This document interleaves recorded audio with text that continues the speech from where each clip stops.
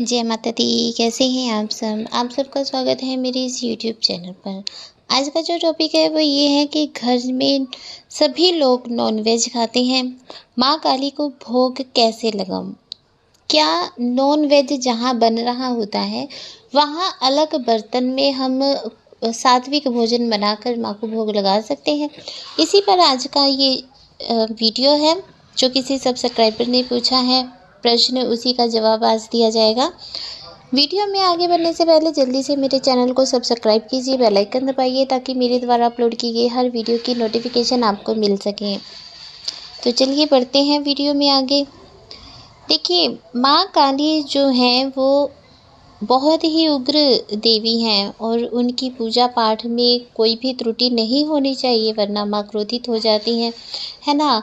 तो छोटी छोटी बातें हैं जिनका हमें ध्यान रखना चाहिए। अगर हम उन बातों का ध्यान रखते हैं तो हमें कभी भी कोई भी दिक्कत परेशानी का सामना नहीं करना पड़ता है, ठीक है। तो अब जैसे कि प्रश्न किया गया है कि घर में सभी लोग नॉनवेज खाते हैं तो क्या मैं माँ काली की पूजा कर सकता हूँ? तो देखिए, अब घर के सभी सदस्य अगर नॉनवेज खाते हैं तो ये तो कहीं नहीं लिखा कि आप माँ काली की पूजा नहीं कर सकते, है ना। आप माँ काली की पूजा कर सकते हैं, लेकिन आप अपने खान पीन पर ध्यान रखिए। आपको नॉनवेज का सेवन नहीं करना चाहिए। अगर आप माँ काली की पूजा करना चाहते हैं, आपको अपना भोजन जो है वो सात्विक रखना चाहिए। मंगलवार शनिवार आपको लहसुन प्याज का भी सेवन नहीं करना चाहिए। आप अगर घर में माँ काली की पूजा करना चाहते हैं, माँ काली को भोग लगाना चाहते हैं, परंतु घर में सभी नॉनवेज खाते हैं, तो आप घर में माँ काली का प्रसाद बनाने की बजाय आप बाज़ार से बना हुआ प्रसाद ला सकते हैं। जैसे आप पेड़े का प्रसाद ला सकते हैं, माँ को चढ़ा सकते हैं। पान का भोग आप माँ को लगा सकते हैं। बतासे का भोग आप माँ को लगा सकते हैं, ठीक है। आप इस प्रकार से पंच मेवे का भोग माँ को लगा सकते हैं। गुड़ माँ को आप अर्पित कर सकते हैं। इस प्रकार से जब आप माँ को भोग लगाएंगे तो माँ अवश्य ही प्रसन्न होती हैं और धीरे धीरे तो आपके परिवार के जो बाकी सदस्य हैं वो भी नॉनवेज खाना छोड़ देंगे जब वो आपकी भक्ति को देखेंगे। तो इसलिए अगर आप माँ काली की पूजा अर्चना करना चाहते हैं और ये सोच रहे हैं कि सब नॉनवेज खाते हैं तो मैं पूजा नहीं कर सकता, तो ऐसा कुछ भी नहीं है। अगर आप करना चाहते हैं तो आप मंदिर जाकर अपनी पूजा को, भक्ति को कर सकते हैं। अगर आप घर में करना चाहते हैं तो आप घर में भी कर सकते हैं, लेकिन आप मांस मदिरा का सेवन नहीं कीजिएगा। और घर की रसोई है जो जहाँ पर नॉनवेज पकाया जाता है, आप उन बर्तनों का इस्तेमाल मत कीजिए। माँ को भोग लगाने के लिए आप अलग से बर्तन लाकर रखिए।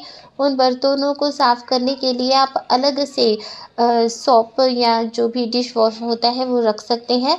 आप जिन डिश वॉश से घर के बर्तन साफ़ किए जाते हैं, आप उनके साथ माँ काली के भोग के बर्तनों को साफ़ मत कीजिए। छोटी छोटी बातें हैं जिनका ध्यान रखने से सब सही रहता है, कभी भी कोई भी गड़बड़ नहीं होती।